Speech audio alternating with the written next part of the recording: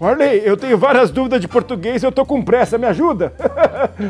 Eu sou o Warley Santana, esse é o Papo W, conhecimento pra quem tem pressa. Você já sabe, né?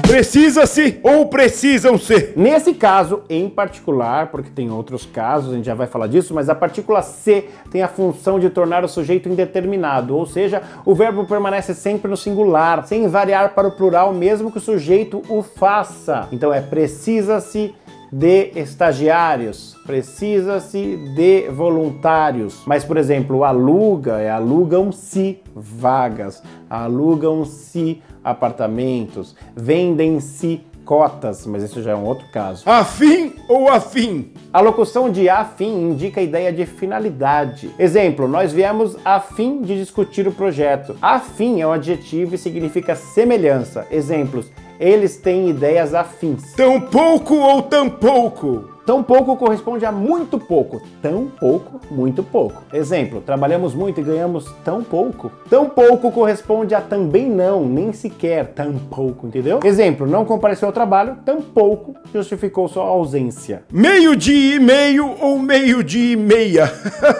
Essa aí é fácil demais. Nossa, isso a gente vê muito a galera falando, né?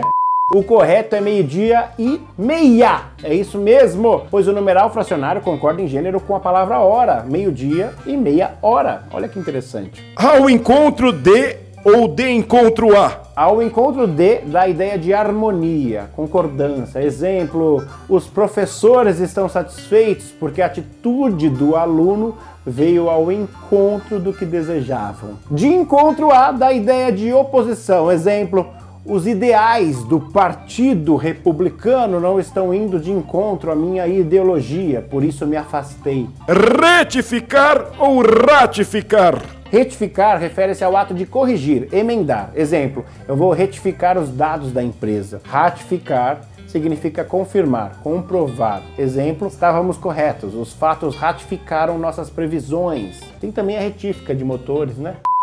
Aceita-se ou aceitam-se? Nesse caso, o verbo aceitar deve concordar com o sujeito, tá vendo? É diferente daquele que a gente viu com precisa-se. Deve concordar com o sujeito se ele estiver no plural ou no singular. Exemplo, aceita-se animal de estimação ou aceitam-se animais de estimação. Demais ou demais? Essa é demais. Demais significa excessivamente e também pode significar os outros. Exemplo, você trabalha demais. Demais opõe-se a de menos. Exemplo, alguns possuem regalias demais, outros de menos. Obrigado ou obrigada? Essa eu não sou obrigado, né? Homens devem dizer obrigado, mulheres dizem obrigada. Aceitam-se dúvidas aqui no Papo W, tá bom? E onde você mora?